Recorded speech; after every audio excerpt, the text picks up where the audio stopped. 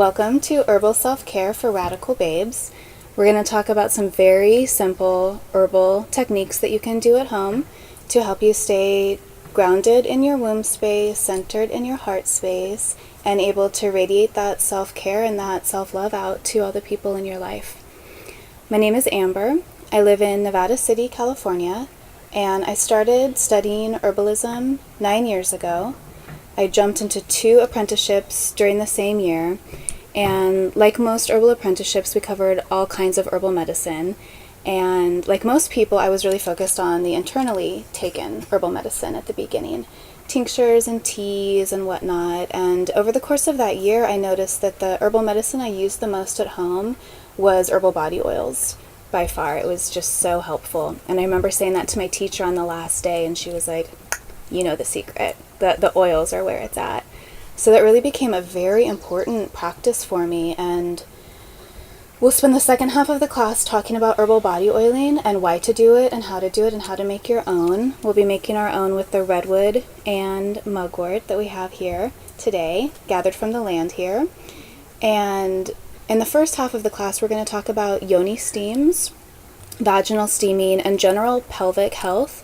So if you have any questions or comments about anything having to do with your period or birth or having a vagina in any way, we can address those here. I had a miscarriage, I guess 8 years ago now, and it opened me up to vaginal and uterine infections. I was reviewing my hospital records the other day, looking through my file, and I noticed that the first time I went to the hospital for that was 2 months or 1 month maybe after the miscarriage. And so I really made the connection. That was when it started. And it's actually a uterine infection or pelvic inflammatory disease, PID, which is pretty serious because it's up in your uterus. The only way to treat it is with 3 different kinds of antibiotics, is the CDC protocol. So a shot in the butt and 2 different kinds of oral antibiotics, because you can't culture in the uterus to see exactly what strain of bacteria is causing the infection, so they just hit it with everything they've got. And I was having that recurring, and it can cause infertility over time, and it's just scary and painful. And I realized that I needed to figure out something to help me prevent it. And so I heard about Yoni steams, and I took a class on Maya abdominal massage, which is taught by a woman named Rosita Arvigo. And in that class is where I learned about vaginal steams. And I've been practicing ever since and just absorbing whatever I can. It's definitely seems to have become quite popular in the years since I learned about it, which is great because like herbal body oiling, it's a very simple technique and something that you can do at home to just be maintaining your health and your relaxation down there, which is really good. We hold a lot as women in our uterus. We hold a lot. It's really a storage vessel and a release vessel as well. And when we're in the flow, it can feel really good.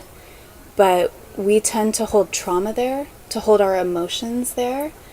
Not only our own individual trauma, but like collective pain of being a woman and what's been handed down to us from our grandmothers.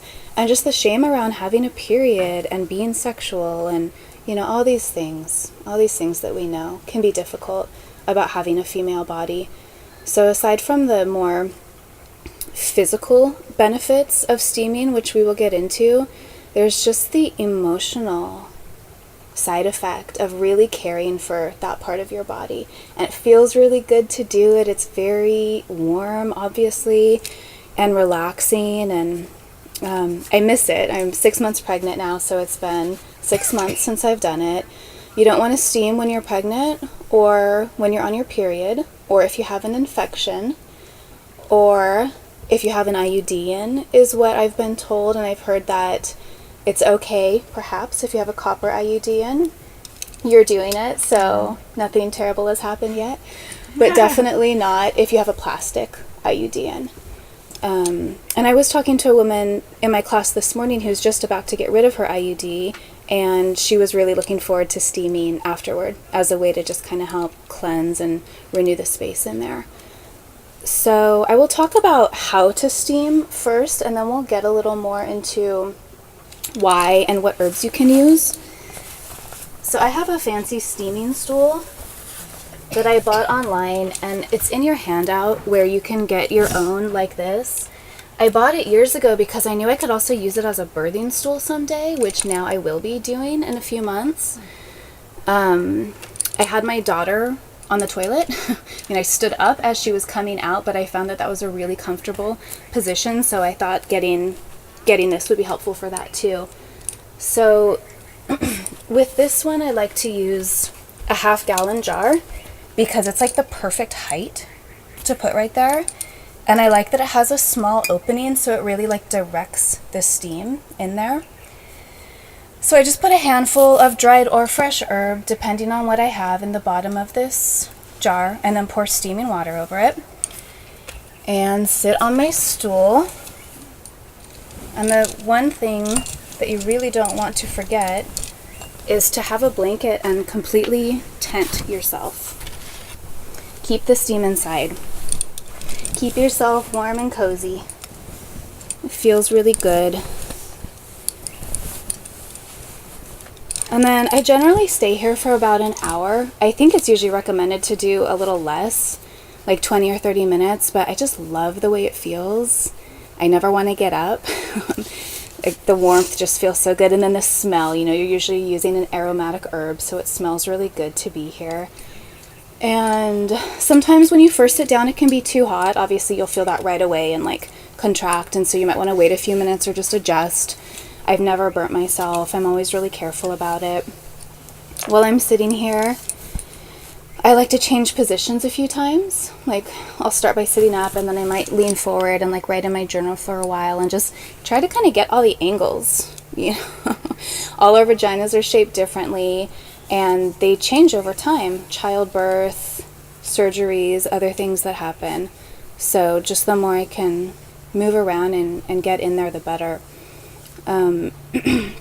So this is one way to do it. There's also like box stools that you can find online. I think when you Google like veggie steam stools or whatever, they're the most likely to come up first.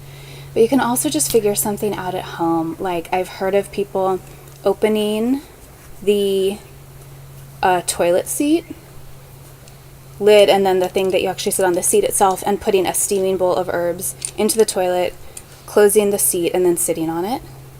That's a really simple thing. People buy geriatric toilets at just any pharmacy and find some sort of vessel to hold their herbs and sit on that. I've heard of people using like the lawn chairs that kind of have the slats in them and just positioning themselves over a slat, an open slat. So you can figure it out, you know, if you don't have the resources to get a fancy wooden one. It was definitely like a splurge for me to buy this, but I knew I'd be using it a lot, and I do, and I appreciate how comfortable this one is because it keeps me sitting there for a long time, which I want. And I was taught, and I think it's so smart because I was doing this before my friend mentioned this to me, to not be on my phone or on my computer when I'm steaming. And I'll talk about later, when I oil, I am on my computer. I'm not touching it, but I'm like watching Netflix or something. But when I'm steaming, it just feels, you're doing such deep inner work that you might as well be journaling or reading something that's nourishing to you spiritually while you're doing this. So I'm going to sit back on my comfy pregnancy chair now. Any questions? So, the jar steaming stays hot that long? Or do you ever replace it out? No, it does. I mean, it'll start to cool down at about that hour point. Mm-hmm. But I think because the top is such a small outlet that it really does stay warm. Mm-hmm. And I feel it like to here. So, yeah.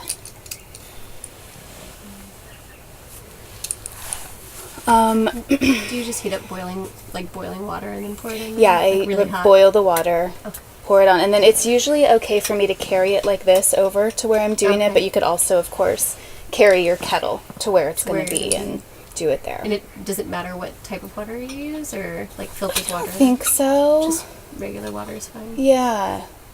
Yeah, I just use my tap water. Tap water. Mm-hmm. I mean, it's boiling, so... Boiling, so yeah. Yeah, in theory, it's going to boil out any weirdness that might be in there.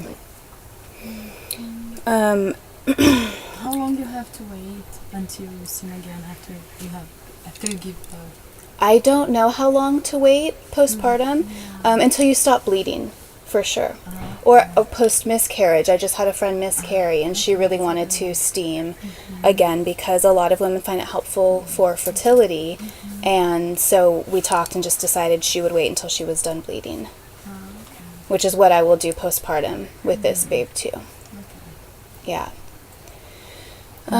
So when I first learned about this, there wasn't a lot of information online. And when I was preparing to teach the same class last year, I started looking online, and just like anything else, found out that there was a ton of conflicting information and people with different opinions. And I saw some alarming things, and one thing that I saw was that steaming will balance your hormones. It won't do that. That's a tall order. This is more of a subtle, weekly or so preventative practice, and there's a lot that it will do. I'm going to read a list to you of things that I have found women saying online that it has helped them with, but it's not going to balance your hormones. It can do something, it will help with fertility. A lot of women have said that, and I think that what it is doing across the board here, Rosita Arvigo says that it works for any vaginal, uterine, or reproductive issue. That doesn't mean it's necessarily going to totally cure it, but it's going to be helpful in some way. So this is a list of some things that I found online, women saying it helped them with. Fertility, menstrual problems, fibroids, which I just found out getting my ultrasound last month that I have a fibroid in my uterus, which the midwife said was fine, but I'm really curious now after the baby comes and I get back into steaming if maybe I can shrink it or get rid of it. Cysts, smells, cramps, blood clots, yeast infections, vaginitis, endometriosis, sensitivity, and painful sex. Which, reading this list now, I'm recalling that for years I experienced pain during sex, and now it's been years since I've even thought about or remembered that. And it's probably because I started steaming regularly once I was really trying to prevent the infections from coming back, which has also worked for that. When I'm in a regular practice, which I try to be, it's very helpful.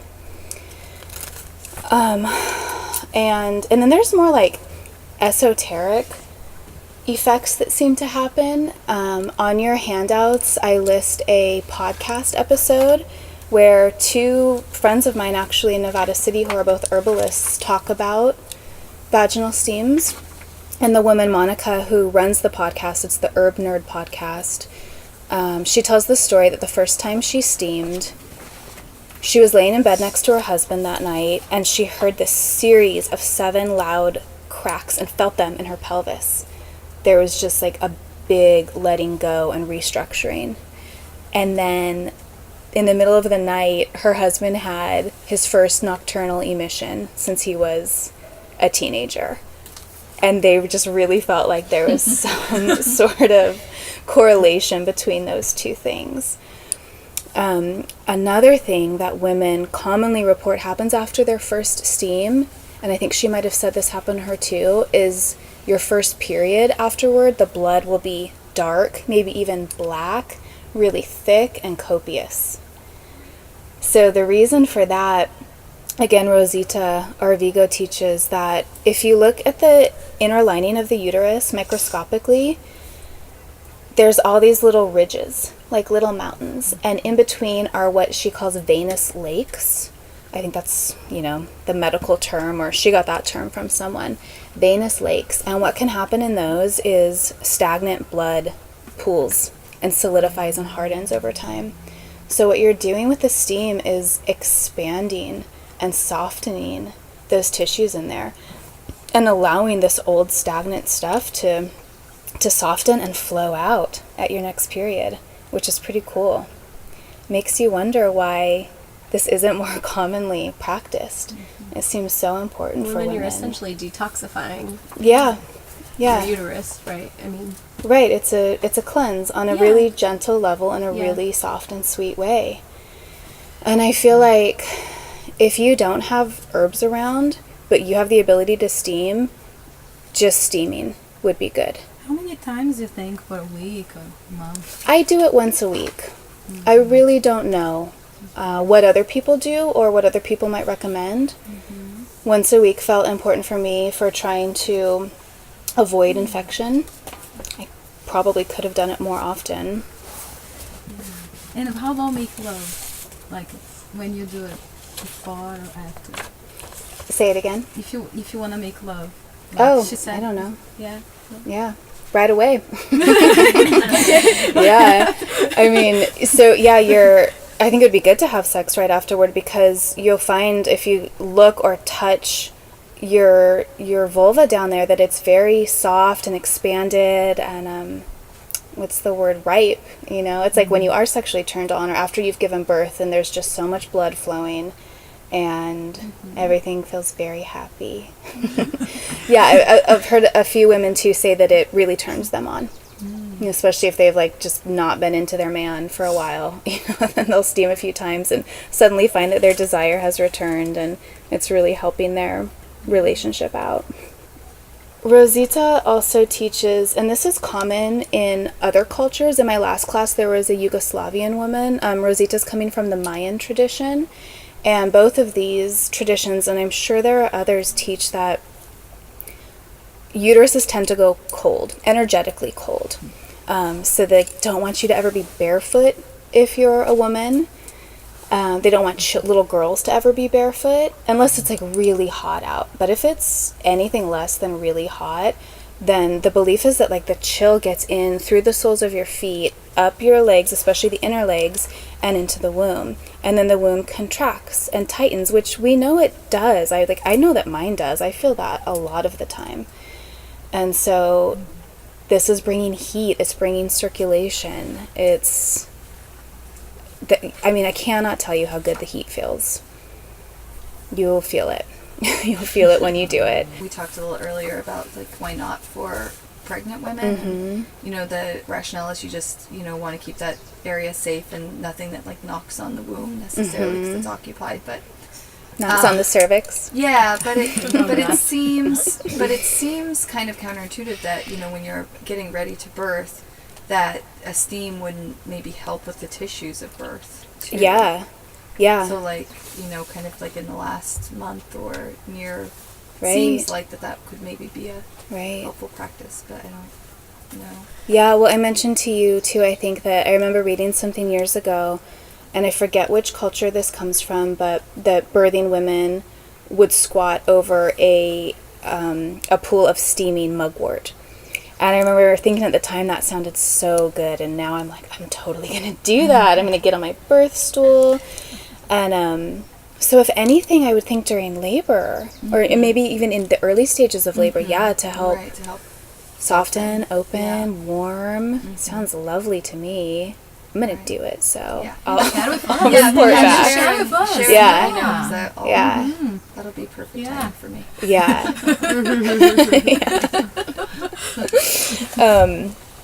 So, and the reason that they would use mugwort, I'm sure, is because mugwort has drawing properties. And in like Chinese medicine, the moxibustion, where they light the little smudge stick and hold it over your skin to bring redness and circulation to the surface, that's mugwort. So I'm assuming that's why they would use mugwort under birthing women. And likewise, if you are trying to like bring your period, I would use mugwort for your steam that day. They use mugwort to try and turn babies too in the Chinese tradition. Yeah, on to the bottom of your turn feet. babies. It's a My very sister-in-law did it, powerful, yeah. powerful plant, which is why we're going to be working with it today to make oils. Why I love it for oils and why I love it for steams. So you can really pretty much use like any herb or plant that you know and that you love for steaming. On the handout, I have a list of some of my favorites. But any aromatic plant, any plant that smells really good, has a high essential oil content in it, and essential oils are antimicrobial. So you're at least got that going for you. And then you can just, research the effects of different herbs, or again, use herbs that you know to choose what you do. I tend to just do one kind of herb when I steam, but people definitely make blends. But some days I just feel like the soft and sweetness of lavender. Some days I feel like the mugwort to maybe help bring my period. If I feel like maybe I am about to get an infection or I'm just trying to prevent an infection, then I would use rosemary or just something really strong. Oregano. Oregano oil. Yeah. Or like just fresh oregano. In Yeah, there fresh to steam, oregano. Yeah. Just the whole plants. Definitely don't ever use Use the essential oil. oils Yeah. to Just steam. the whole plant. Yeah. Too concentrated, too potent of medicine to get on such sensitive tissues. Yeah, and that's a great transition into herbal body oils.